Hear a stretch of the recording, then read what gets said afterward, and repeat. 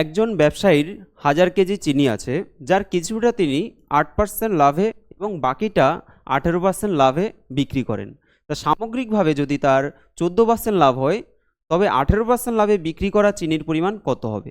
তো দেখো, এক্ষেত্রে আমাদের কিছুটা বলছে যে 8% লাভে, আবার বাকি অংশটা হচ্ছে 18% লাভে বিক্রি করছে। আর সামগ্রিকভাবে কত? সামগ্রিকভাবে হলো 14%।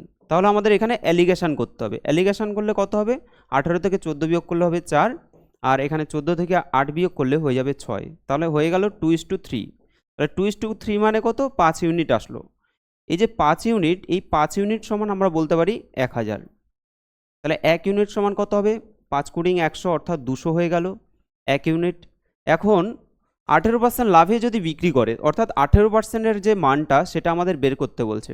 তো 18%-এর যে অনুপাত সেটা কত আছে? 3 ইউনিট।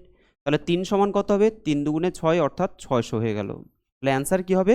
অ্যান্সার হয়ে যাবে অপশান বি, 600 কেজি।